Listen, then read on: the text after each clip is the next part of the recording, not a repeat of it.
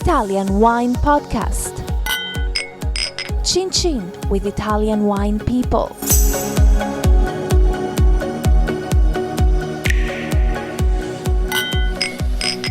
This podcast is brought to you by Native Grape Odyssey. Native Grape Odyssey is an educational project financed by the European Union to promote European wine in Canada, Japan, and Russia. Enjoy! It's from Europe. Hello, this is the Italian Wine Podcast with me, Monty Waldin. My guest today is Sarah Heller, Master of Wine. Welcome. Thank you very much. Really excited to be here. So you have another title to your... Yeah, so in the context of what we're doing here, Here being Verona on the final day of the Vinitaly International Academy Verona 2019. So I am one of the two faculty members of the VIA Ambassador program, which is sort of the pinnacle of the Vinitaly International Academy. And myself and Henry Devar have been working for approximately a year now to reformulate the Vinitaly International Academy Ambassador program. Okay, so what does that mean, the Vinitaly International Ambassador program? It sounds like an Air Miles club or something. Say that to Stevie Kim's face. No, so Vinitaly International is Stevie Kim's organization that she uses to create amazing programming to really increase understanding and appreciation for Italian wine all around the world. And this is really the educational prong of Stevie's work. So it's a program that's been around for a couple of years, but over the past year, as I explained, Henry and I have been working obviously with some strong guidance from Stevie and the advisory of Attilio Scienza, our chief scientist, to try and create a program that's ultimately a little bit more market friendly than what we had before. It's really focused on ensuring that our students, particularly those who have passed the ambassador or even the expert level. So the ambassador level is that the entry level qualification? So you become an ambassador, and if you really score highly on the exam and then pass another round of blind tasting, you have the privilege of calling yourself an Italian wine expert. Okay, so there's theory and the practical side. Yes, absolutely. So the exam used to be almost entirely, particularly for the ambassadors, based on 100-question multiple choice exam. And when the two of us, Henry and I, came on board, I had especially strong feelings about how we could make the exam a little bit more multidimensional. It was definitely Stevie's feeling that we should be incorporating tasting in a more rigorous way, and I couldn't agree with her more. Tasting has always been a part of the program, obviously, particularly when the focus was more on unusual grape varieties that people might not have had the opportunity to taste, but it was never quite so structured as a lot of formal wine education programs. Do you see the tasting as there's so much theory in wine, isn't there, and there's so much complication in Italian wine. You think that the actual tasting of, quote, everyday varieties, exposure to the key, like Sangiovese, for example, Nebbiolo, that's your building block, isn't it, for someone then to get deeper into those obscure Italian grape varieties, of which there are maybe 3 hectares or something like that. They're really kind of deep down stuff. Absolutely. So a major adjustment of our focus has been to ensure that people have, as you say, really deep knowledge of the grape varieties and regions that are A, really important in the market, and B, really well known. So the ones we're starting out with really here are Nebbiolo and Sangiovese in all their different geographies, but obviously focusing on Piemonte and Tuscany. So tasting wise, we've really made an effort to try and find wines that express more site specificity in order to hopefully support the material that we're teaching in the theory portion. So what is it when you say site specificity? So we're talking about Nebbiolo, we're talking about the difference between Barolo and Barbaresco, or are we teaching the difference between single vineyard? Not quite single vineyard, because I think there's still a little bit too much producer variation to get really granular as far as MGAs, menzioni geografiche aggiuntive, but certainly trying to look for village-based styles, both in Barolo and Barbaresco. So that's been something we've tried to emphasize. And of course with Sangiovese there's a bit more controversy. I think the Nebbiolo producers have really embraced site specificity. You would know better than anybody, I think, the possible reluctance by some producers in Montalcino and in Chianti Classico to really tie their cards to the subzoning horse. Yeah, I mean, it's going to happen, I think. I think so, or I hope so, certainly. But I mean, do you have fun teaching this? I mean, you're quite, you're very precise, and you've got a fantastic communicator. You make everybody very relaxed when you're teaching. Mm-hmm. I mean, do you feel like you're making headway already with your students, or is it still a learning curve for you as well? Oh, I absolutely love teaching this course. I don't teach that much, to be honest. I think this is improved since I've become a parent, but I'm not enormously patient. So dealing with people who are especially people who don't want to be in a room, right? If you're teaching a course that somebody has to attend for work and you're really having to do a kind of a song and dance to get them interested in the subject at all, is just not something I'm really equipped to do. But most of your students, imagine, I mean, I think very few of them would have been sort of frog marched here Absolutely. in handcuffs and told, No. right, you are going to learn about the 75 clones of Sangiovese. No, exactly. The people who are here are really excited to be here. They really want this. And that enthusiasm, I thrive on it. And also... But do you have to temper that sometimes? We have to stick to facts and... Particularly when I'm talking about things like history, absolutely. Because you can go down so many rabbit holes. Particularly talking about somewhere like Sicily that literally every population group, it seems like, has passed through at some point or other. Yeah, I think there were a couple of people yesterday who might have liked me to go through that a little bit more quickly. But yeah, so I try to bear in mind the things that I'm interested in are not always the things that everybody else is interested in. And so trying to make sure that they're equipped with stories and facts that really are useful for their activity, whether they be sommelier or distributors, journalists even. What kind of feedback do you get? Do you have a feedback mechanism where you ask your students, am I being too geeky, or am I not giving you enough information? Part of it is looking at the faces in the room. There's quite a lot you can learn from that. Fortunately, I've never seen more than 1 or 2 people asleep at any given time. That's so okay. I feel like that's a good rate out of 60, 62, 63 people, however many we have. But then also, fortunately, the student group this time were pretty clear about letting us know in the breaks or at the end of class, this has been really helpful, this was really unclear. So give us an example. So somebody said to me, I think the tasting could be improved if we had, say, more one-on-one time with the tutors that would allow us to practice blind tasting individually. It's like, as much as I would love that, we're 2 people. So I think there's some thinking to be done about whether we could have designated tasting tutors. We've started that a little bit with some of Stevie's team, who are more experienced tasters. But yeah, we get all kinds of great ideas from what the students feel like they need. So if we're tasting a wine, Mm-hmm. or you're teaching us about tasting a particular wine, Yeah. what are you going to tell me to look at? You just say, well, think about the smell, the texture, the tannin, the sweetness. What are we going to be looking for? Yeah, well, so unfortunately we don't get to go into every single wine running through the grid systematically, but we try to, at minimum, do 2 wines in every session where we go, some would say pedantically, through every line of our grid. So do you want to try and take a look at that one now? Sure, so you've devised this yourself, right?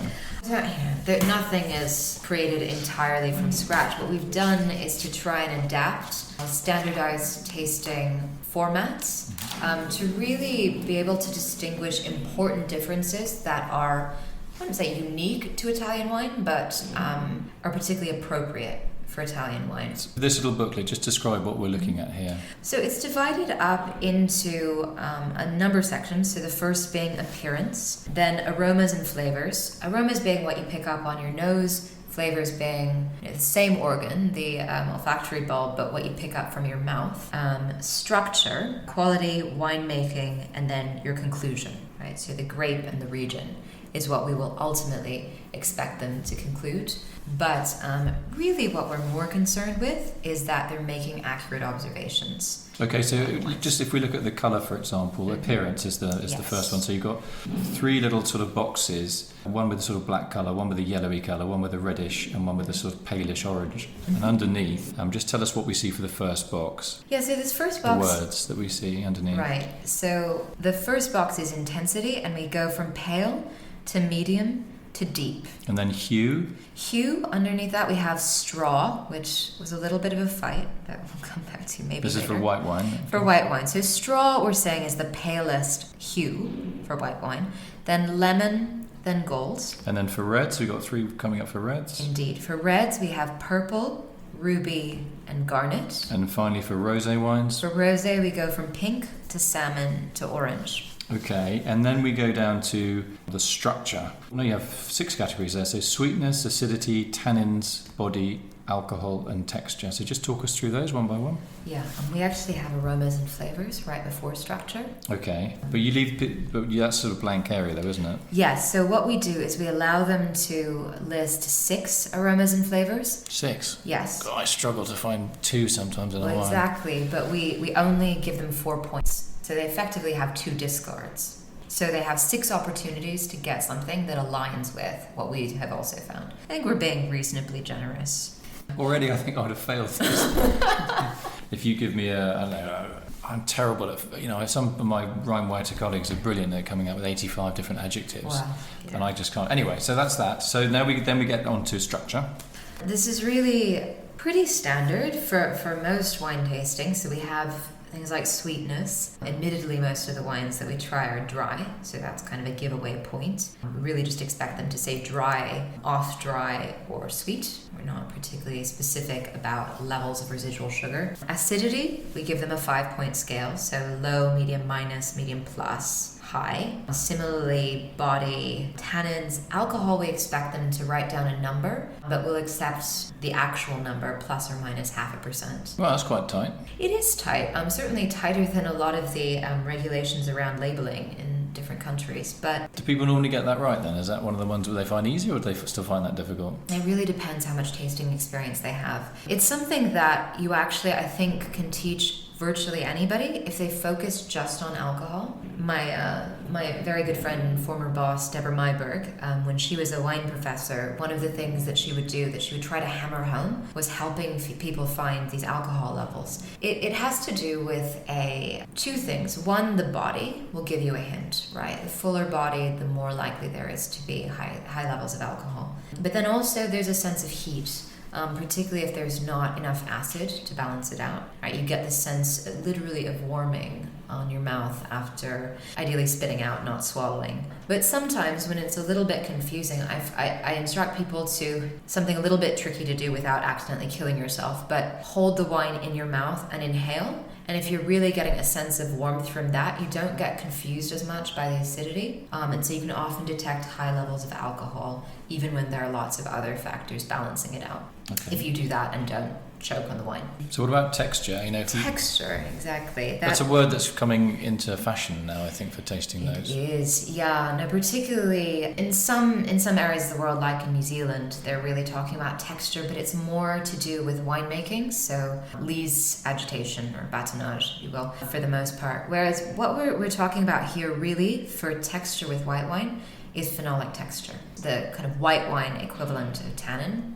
So what we've done here, we've tried to ask them, instead of giving us a level, because I think that's a little bit tricky with a lot of white wines, there's not necessarily that big a range of texture levels. So we've tried to get them to say that it's either clean textured, so meaning there's no notable phenolic character. So very fluid. Fluid, exactly. So we have those words, clean, fluid, light, I think. Then there's this sort of slippery type phenolic character, so either oily, creamy, or waxy, we're saying, where you understand that there is a phenolic texture, but it's not causing friction so much. It's almost lubricating the palate to an additional degree. It's a great way of describing. Really, I've learned something there, I tell you. Oh, no, honestly, that's cracking. Well, then we have more tannin-like phenolic texture that we describe as either chalky, powdery, or if it's quite notable, then grainy. So we're getting into sort of orange wine territory here? Or? Exactly. Yeah, either wines that have seen a long cold maceration before fermentation, although that really doesn't draw out a huge amount of phenolics, or some that have gone through a bit of fermentation on the skins, which is definitely a style we explore in this course fairly extensively. Can you sign me up? How do I join? You are more than welcome to join anytime. I won't ask any questions, I promise you. Okay, so now we're on quality, which is, I would say, is very subjective. It is, but we try and put it in as objective a framework as possible. We do still ask the students after they've done this supposedly or ostensibly objective quality assessment whether they like the wine. It's still an important part of this program, more so than I think other formal wine education, because we are ultimately looking for ambassadors, right? Partisans, people who love the wines and are going to drive love for these wines in other people. So that's still an important part, but we try to separate out objective assessment of quality here. The first 2 points are intensity and concentration, which again we assess on a 5-point scale from low, medium minus, medium plus, high. So you could have a wine that is very intense but isn't concentrated, and vice versa. In fact, yes. So something we've kind of harped on in some of these tasting sessions is that there are particularly wines for early consumption, whites especially, tend to be quite intense on the nose, but not that concentrated on the palate. Right. So it's like the difference again between aromas and flavors. Right. Intensity is how much aroma are you getting, and concentration is how much flavor are you getting. Something I've been very clear about is that intensity is not, past the medium level, is not a more is better style thing, right? So just because a white wine is not immensely intense doesn't mean that it's not high quality. It probably just means that it's not an aromatic grape variety, right? Gewürztraminer is one of the most intense grapes that we have, but whether it's, are the greatest wines of the world exclusively made of Gewürztraminer? I think fairly clearly not. But Olivier Humbrecht, if you're listening to this, just take a little time out, buddy. Clearly lost my opportunity to work with Alsace there. Good thing I've thrown in my trough with Italy. But I get what you're saying. That you're digging down into the linguistic niceties, but in a scientific way, and I think it's quite fun. We haven't finished yet. I'm totally sold on this. By the way, if you were selling like a software, I would have signed it. I would have just bought it. Okay, and got on iTunes, wherever you download it from. Okay, so that was career opportunities. Okay, so next. Yeah. So next, balance. So that's really to do with the structural elements we just talked about. It's the balance of the soft elements, so sugar, if there is any sweetness, body and alcohol, which of course are all sort of interrelated, versus acidity and tannin, or acidity and texture in the case of white wine. It's very logical though, isn't it? You've got the building blocks of the wine, and then you're getting, does it all fit? Yeah, completely. So I hope that the sequence that we've put this in has made it easy for the students to sort of make these assessments, right? Everything that they're finding in quality should be something that they're getting from the previous 2 sections, pretty much. So with balance, as I say, there need to be enough soft elements and enough hard elements. I don't really think of it in terms of like a scale or a, what are those called? Seesaw, so much as I think of the analogy that I've used a couple of times is like a mattress. Like you want hard springs, right? Firm springs that are your hard structural elements, but you also want enough padding, right? So that you have this structure that is both firm and resilient. Robust. But exactly. But comfortable. Exactly. So that balance is really just about structure. We don't bring fruit concentration into it, which some people do, I know, in other systems. Really just looking at structure here. Next. Then complexity. So that's really about how many different types of aromas and flavors do you have. It's not enough to have a lot of the same kind of flavor, so like 5 different kinds of cherry, still just smells of cherries. Right, that's not a complex wine. So we're looking for primary fruit along with other kind of primary elements coming from the grape, things like herbal notes, particularly fresh herbal notes, floral notes that are varietally specific. So if a grape variety, for instance, has high levels of rotundone, like Vespolina, we want to see that pepper. coming through. Then we're looking for perhaps some winemaking notes where appropriate. So if it's a style that often has a little bit of oak, new oak, for complexity. So say, this is not necessarily very typical of our course, but if we were looking at a Super Tuscan, I would expect to have some kind of cedar spice or baking spice from the oak, which is sort of what we expect. And then our highest level of complexity, though, would be reserved for wines that are showing, particularly if they're older, some notes of evolution, right? Tertiary type notes, like in red wines, things like leather, tobacco, earth, dried leaves. In white wines, perhaps kind of mineral notes. Really don't like that term, but until we found a better one, we're stuck with it. So things like a hint of petrol. It's just really been considered a derogatory term in other parts of the world, but we don't mind a touch of petrol as long as it's balanced off by sufficient fruit. And then a kind of nutty, savory development as long as it's not aggressively oxidative. And that's what we're looking for with mature notes. So that kind of covers complexity. Next is concentration. It's a hot topic and it has been over the last 20 years in wine. Yeah, I mean, so we touched on it very briefly when we talked about intensity versus concentration. Concentration really being about flavor rather than aroma. But we did get a question inevitably from our one French student in the group, Jules, about, I think high concentration is not what I'm looking for in wine.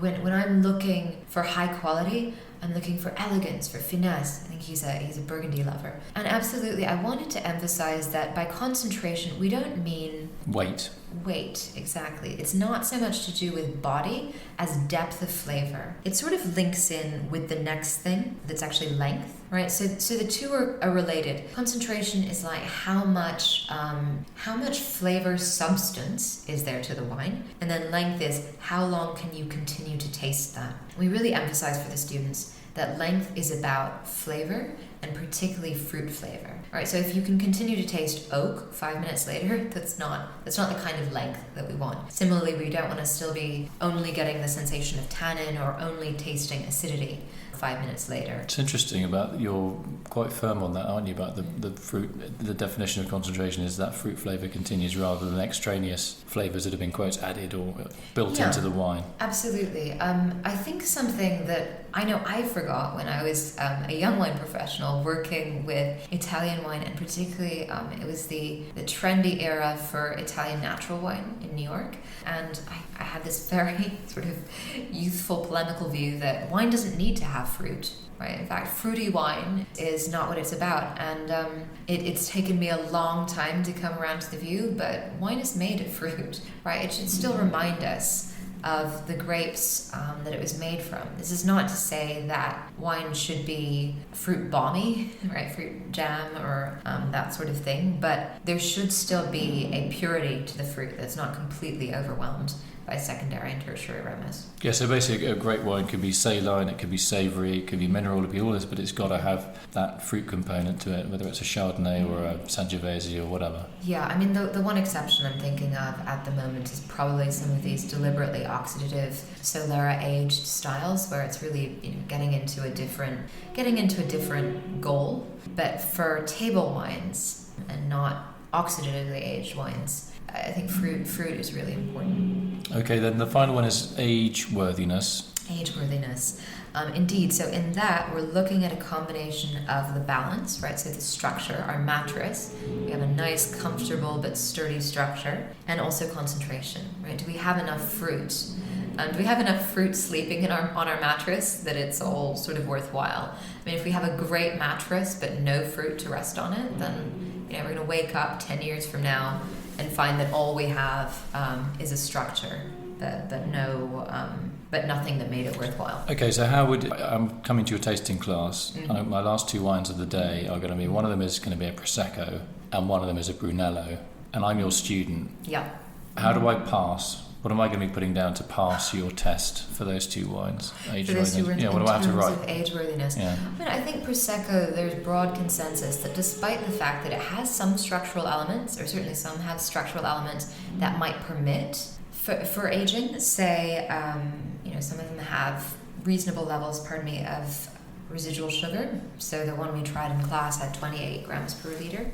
And also fresh acidity, and also the CO2, that is another preservative. The fruit, because it's primarily driven by esters, perhaps even terpenes, those are the types of fruit aromas that don't necessarily have resilience over time. And that's something we've been very clear about in the tasting sessions, that wines that are driven mainly by aromatic intensity and not by fruit concentration or flavor concentration primarily, despite potentially having age-worthy structures, are not designed for long aging.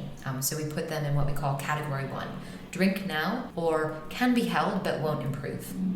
Our medium category is something that will improve over a 5-year time horizon, in our estimation, based on the structure and concentration and the nature of the aromas and flavors. Brunello is clearly, as a whole, one of the wine styles that is designed to improve considerably over time. It's one of the world's finest wine styles as a whole. So we would definitely be expecting, unless we have a seriously flawed Brunello in our lineup or something that's already aged for 20, 30 years, unlikely, I'm afraid, in this course.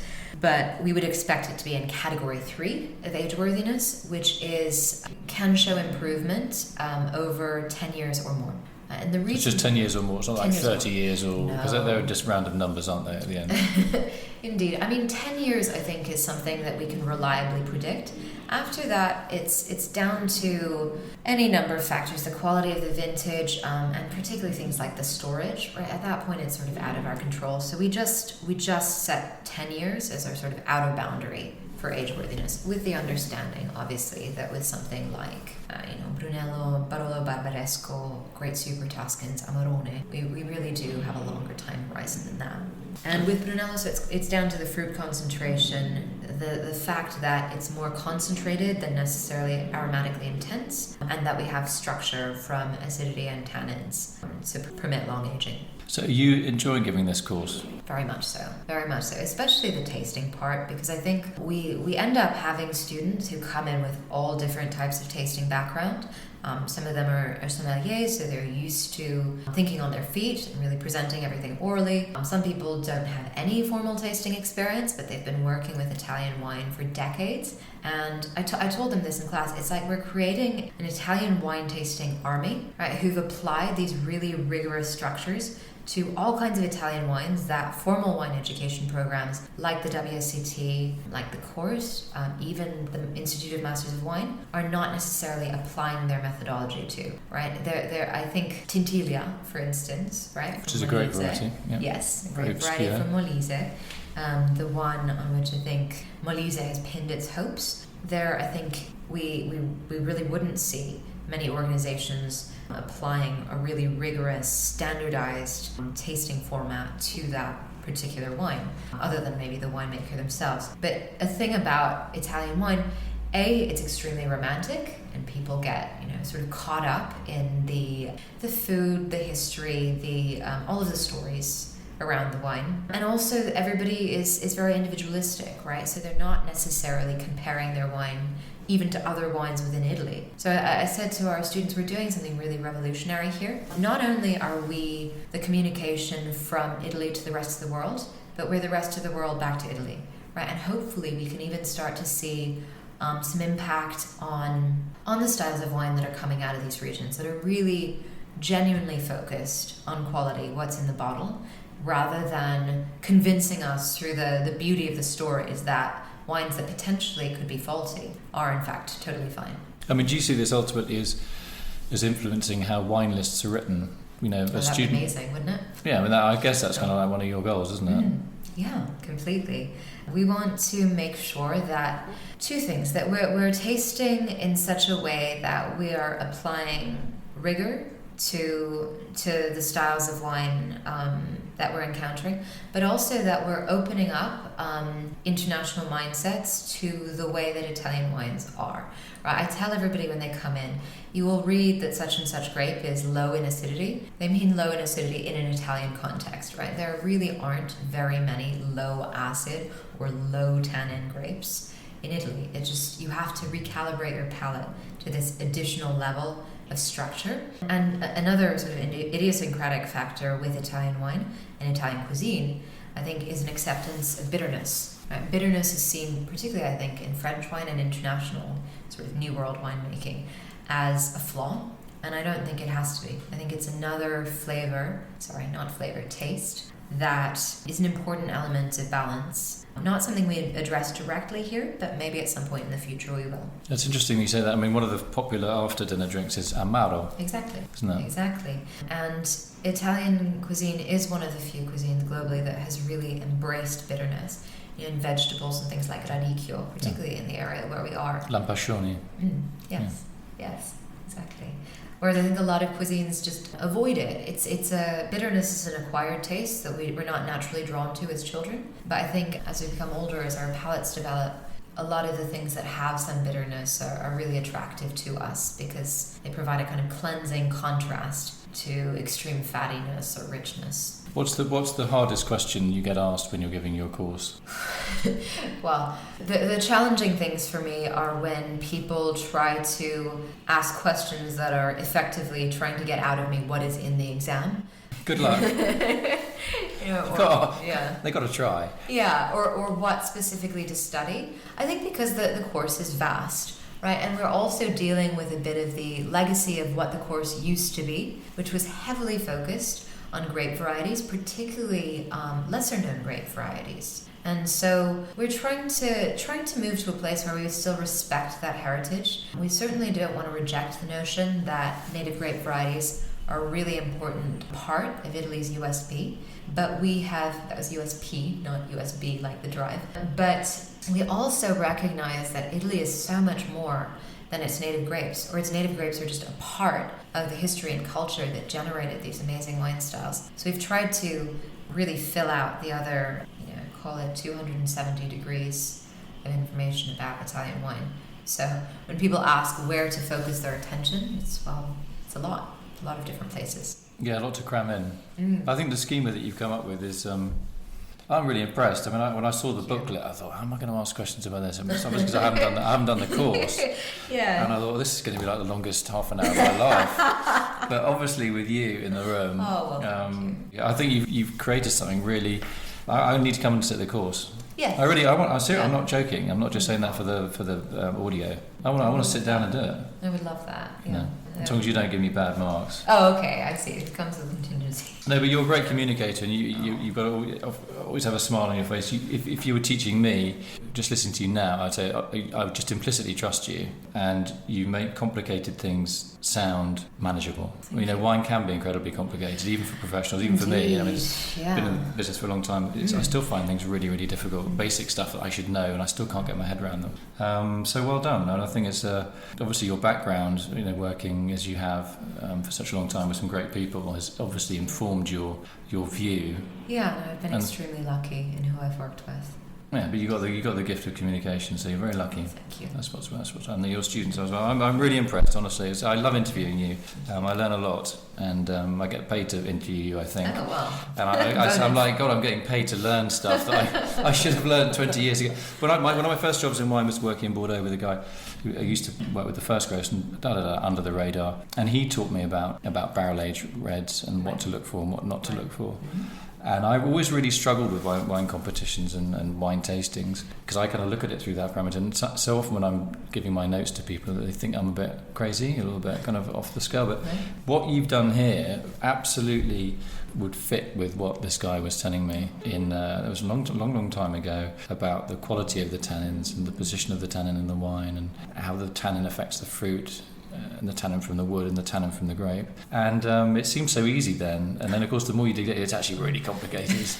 Like really, really complicated. No, I would never imply that tasting or blind tasting certainly is easy. It isn't. But it's also. But when you say that, magic. and we look at you like you literally walked into the Master of Wine exam, sat down for 3 minutes, scribbled a bit, and then walked out, and you flying colours. Clearly, that's what happened. No, not remotely the case, unfortunately. But they must trust you. I mean, they have to. I mean, not only because you come up with this schema, they call it, this matrix, but you. If I met you in the pub, and we were just having a glass of wine, I would never kind of know you were a master of wine because you don't like flaunt your knowledge. Oh, you don't. I mean, but at the end, I say, this lady seems to know a lot about wine, but wasn't a snob. It was actually quite entertaining. Well, thank you. Yeah, it's not. I mean, I think looking the way that I do, given that most masters of wine are older English gentlemen, I don't really fit the profile. But I would never want to come across as somebody who thinks that they know everything. Especially in the case of Italian wine, there are just endless avenues to pursue. So not something I ever feel like I have a thorough grip on. Yeah, I mean, I'm sure your students relate to that as well. Oh, yeah. But I think the fact that you've designed it, the way you've designed it is someone that wants to make it simple for themselves, like almost like you designed it for yourself to make, how can I remember and categorize not in a negative way, but put wines in certain boxes. Yeah. For easy, like in a hard drive, easy reference. Yeah, completely. That's something that over time we want to apply more and more to the theory part of the course, because there are so many grape varieties. For instance, in Valle d'Aosta, we have 5 or 6 different red grape varieties that we cover, and I'm really keen as we go on to put those into more of a comparative context, so that we're thinking about, okay, this one has the highest level of tannins, generally this one has the lower level of tannins. But then also comparing, because remember with tannins, it's not just about the level, but also the texture. We don't make them in our course identify the texture of tannins, we just ask for a level. But I think for your own identification purposes, red wine grapes are really distinguished by the texture of their tannins. We give them a few different analogies, one being the texture of dirt, right? So going from really fine powdery tannins to sandy, gritty, pebbly, gravelly, right? In ascending order. Or something like fabrics, which is really something. I remember Deborah, again, my former boss. Deborah Myberg. Master of Wine, sorry, I should be clear. Yes, Deborah Myberg.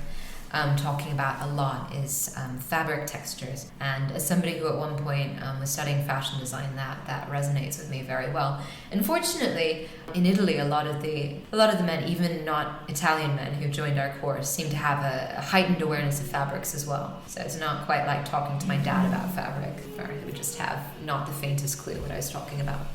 Right, so we're going to do a podcast on fashion next, on clothing. Yes. You're very elegantly dressed and quite quirkily dressed, I have to say. And you have you're with child, as we say. So your bumper's grown since last I saw you. So I hope everything is going well. Yes, very much so. Thank you. Amazing lady. You've been on your feet for the last hour teaching your students. Now you're coming here to answer questions from me, and you've done so with great aplomb and in an entertaining way as well. Thank you. I looked at your matrix for your tasting. This is going to be like the longest half hour of my life.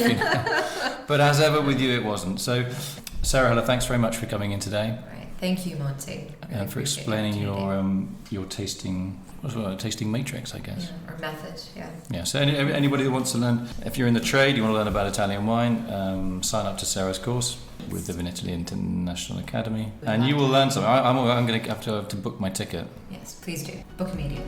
Thanks, Sarah. This podcast has been brought to you by Native Grape Odyssey, discovering the true essence of high-quality wine from Europe. Find out more on nativegrapeodyssey.eu. Enjoy. It's from Europe. Follow Italian Wine Podcast on Facebook and Instagram.